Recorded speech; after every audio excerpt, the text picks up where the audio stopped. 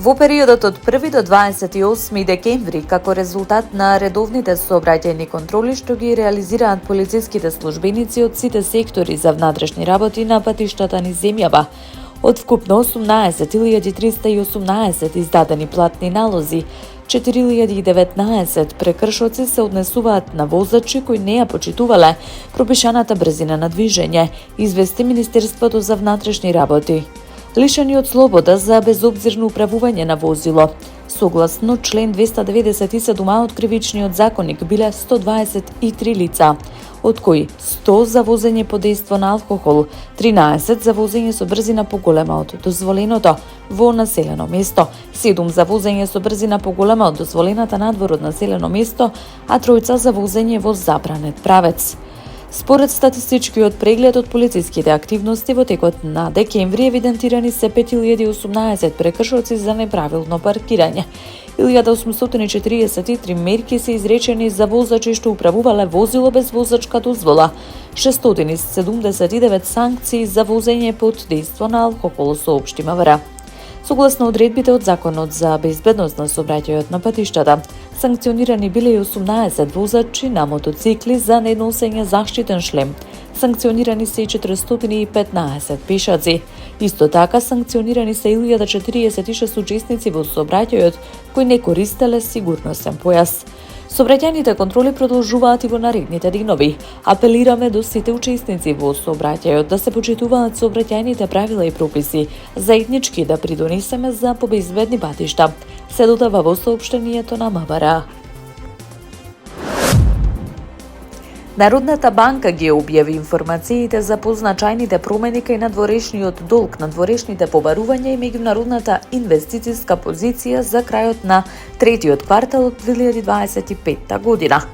На 30 септември оваа година, нето надворешниот долг изнесува 4,494 милиони евра, или 27,1% од проектираниот БДП. Нето надворешниот долг на земјава во третиот квартал од 2025 година е намален за 106 милиони евра, или за 2,3%. Од аспект на структурата, приватниот нето долг и натаму има поголемо учество во вкупниот нето долг со 67%, се наведува во соопштението од Народната банка.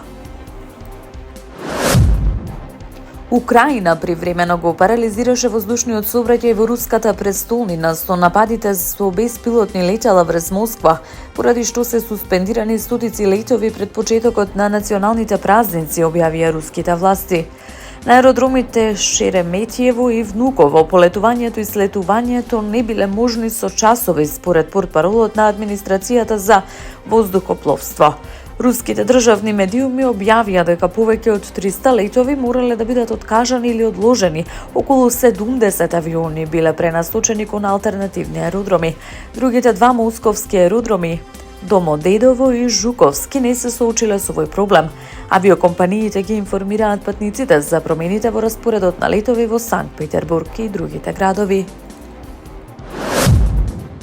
Бурата Јоханес ја погоди Шведска, носејќи силни ветрови и снежни врнежи, додека повеќе од 40.000 домаќинства останаа без електрична енергија.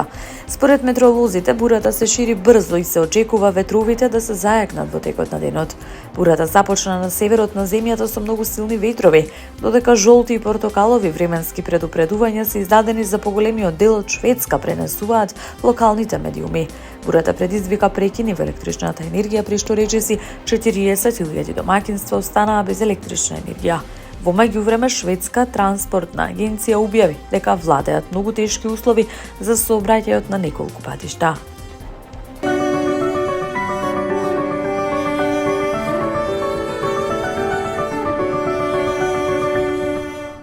Времето денеска предпладне сончево со мала до умерена облачност. Попладне и кон крајот на денот.